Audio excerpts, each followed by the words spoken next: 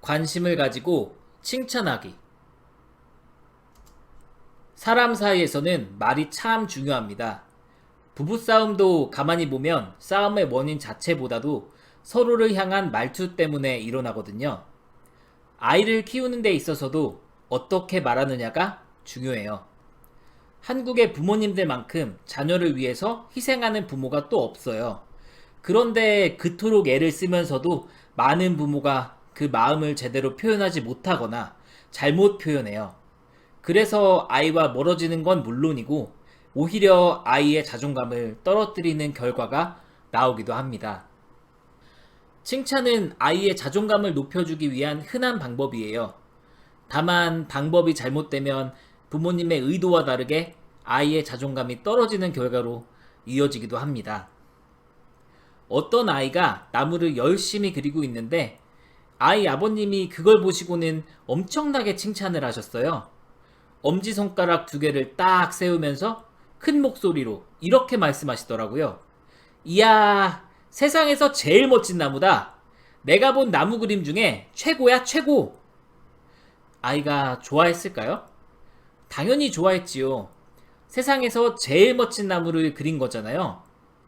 문제는 그 다음이에요. 선생님이 아이들의 그림을 모두 벽에 붙여 전시했는데 그 아이가 보기에 자기 그림이 별로 특별하지 않거든요. 더 멋진 나무 그림도 많고 친구들이 감탄하는 그림도 따로 있어요. 그러면 아이는 상처를 받아요. 그리고 아빠의 말을 점점 믿지 않게 됩니다. 응, 잘했어. 그래, 멋지다. 하는 식으로 칭찬하는 건 우리가 많이 하는 실수예요. 근거를 생략한 채 무조건 치켜 세워주는 건데요. 어떤 부모님들은 이런 식으로 아이를 굉장히 자주 칭찬하세요. 말하는 사람 입장에서는 편하거든요. 그러면 아이들은 어떻게 되냐면요. 선 하나를 긋고 나서 어때요? 색칠을 조금 하고 나서 이거 괜찮아요? 이래요. 의미 없는 칭찬에 기대게 됩니다.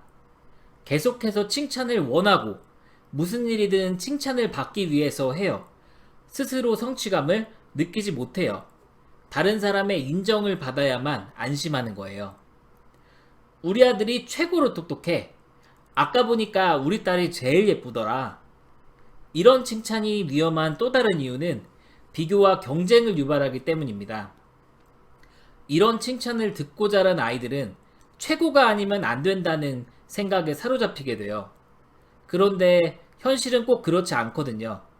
내가 최고여야 하는데 그게 잘 되지 않을 때 아이들 마음도 무척 힘들어져요. 예전보다 색칠을 훨씬 꼼꼼하게 하던걸? 그림을 정말 집중해서 그리더라. 이렇게 결과보다는 과정을 칭찬하고 그 근거도 구체적으로 되는 것이 좋습니다. 노력하는 모습, 발전하는 모습에 대한 칭찬은 아이에게도 힘이 됩니다. 신나게 그리는 것 같아서 정말 보기 좋았어. 아빠도 흐뭇했어. 하면서 부모님의 느낌을 덧붙이면 더욱 좋겠지요. 아이에게 칭찬을 많이 들려주는 것보다 중요한 점은 미루지 않고 표현하는 것입니다. 아이들은 어떤 일을 하고 난 후에 엄마, 아빠가 바로 반응해 주길 바라거든요. 아이가 칭찬을 받을 만한 행동을 했다면 미루지 말고 즉시 얘기해 주는 게 좋아요. 아이의 머리를 쓰다듬어 주거나 꼭 안아줘도 좋겠지요. 말보다 행동으로 표현할 때 마음이 더 잘 전달되기도 하거든요. 아이에게 할 말을 일부러 떠올리기보다는 아이를 보며 느끼는 흐뭇한 마음을 전달한다고 생각해 보세요.